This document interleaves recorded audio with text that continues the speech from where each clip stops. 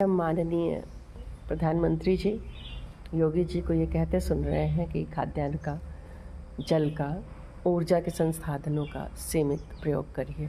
2009 से निरंतर हम वसुधा फाउंडेशन से ये बातें करते आए हैं और जब हम अपने कार्य से खाली हुए तो हमने एक सामाजिक संस्था बनाई है। उससे ये बातें निरंतर हम इस तमाम जगह गोष्ठियाँ हमने करी हैं।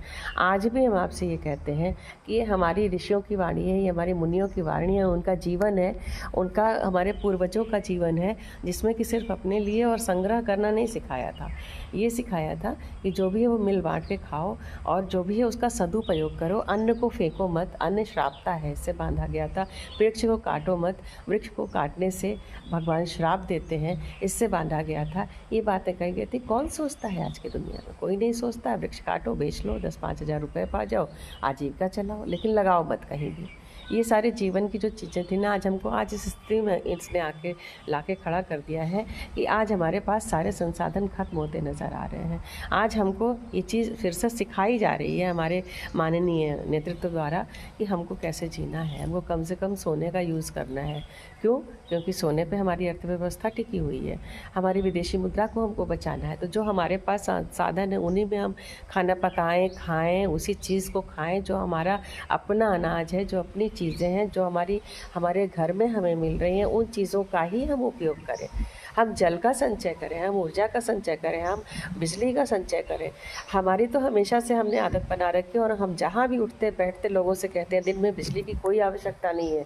बल्ब अनावश्यक मत जलाइए। कहीं भी निकलिए तो पहले आपका हाथ जाना चाहिए स्विच बोर्ड पे। आपको वो चीज़ें जो अनावश्यक आपके कमरे में चल रही हैं, पंखा हो, बिजली हो या फिर जो है एसी हो, कुछ भी हो, तो उसको बिल्कुल आप स्विच से ऑफ करके रखिए। उसको स्टैंड बाई पे भी मत करके रखिए। टीवी हो, हर चीज़ को आप छोटी छोटी बचत से बहुत कुछ होने वाला है। आज हमारे मुख्यमंत्री योगी आदित्यनाथ को मैं सुन रही थी, उन्होंने भी ऐसा हमको बताया।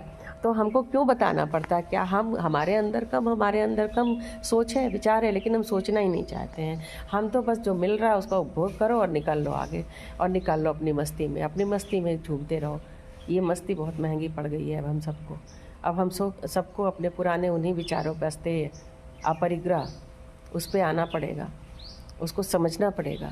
जितनी ज़रूरत है उतना ही लो, जितनी ज़रूरत है उतना ही उपयोग करो, किसी चीज़ की बर्बादी मत करो। बिल्कुल दूरी बनाओ उन चीज़ों से। देखिए, मैं 12 बजे भी दिन के अपने घर के बरामदे में यहाँ पे मैं लेटी हुई आपको दिख रही हूँ। मैं यहाँ पे आपसे बात कर रही हूँ। थोड़ी गर्म हवा है, लेकिन ठीक है। जब एसी नहीं था तो क्या हम नहीं जीवन जीते थे? हवा है तो कल को ये भी नहीं मिलने वाली है। आप ऐसा करके रखेंगे तो आपको सुखद माहौल मिलेगा। हर जगह से 2-3 डिग्री टेम्परेचर हमारे यहाँ का कम होता है और हम जो है उस झुलसती गर्मी से थोड़ा तो सबसे बच पाते हैं।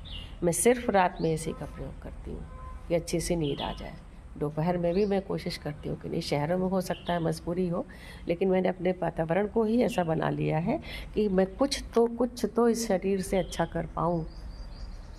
तो थोड़ा होशियार बनिए, इस तरह से होशियार बनिए। होशियारी इसमें है कि अपनी आने वाली जनरेशन्स को भी हम कुछ दे के जाएँ। सब कुछ हम ही सोख लेंगे तो हमारे बच्चे, हमारे नाती पोते, हमारे आगे की जनरेशन्स क्या खाएंगी, पहनेंगी, कैसे जिएंगी? कभी इसकी भी चिंता कर लीजिए। प्लास्टिक को छोड़िए, हरियाली को बढ़ाइए। आपके घर में जगह नहीं, अपनी छत पे बनाइए। छत भी नहीं, अपने बालकनीज़ में गमले रख के बनाइए। थोड़ी हरियाली करिए। जितना एसी का आप गंदगी निकालते हैं, जितना रेफ्रिजरेटर से गंदगी निकालते हैं, गंदी गैसा निकालते हैं, उनके लिए थोड़ा सा तो हरियाली कर दीजिए कि वो सोख लें उन चीज़ों को। नहीं कर सकते हैं तो आप कोई भी ऐसे सार्वजनिक जगह, पार्क हो, वहाँ जाके वृक्षारोपण करिए, उनको बड़ा करिए।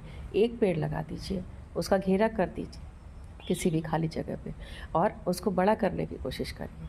2 साल 3 साल तक उसकी पानी की व्यवस्था करिए। बहुत बड़ी चीज़ नहीं होती है, बस सोच की बात होती है। एक आदमी एक पेड़ प्रतिवर्ष लगा के बड़ा कर सकता है। तो कृपया जागिए। प्रकृति का संतुलन इतना बुरा हो रहा है, संसाधन इस तरह से खत्म हो रहे हैं। ज़रा सा सोच के अपनी ज़िंदगी बिताने की सोचिए। जय हिंद। मैथिली सिंह, वसुधा फाउंडेशन।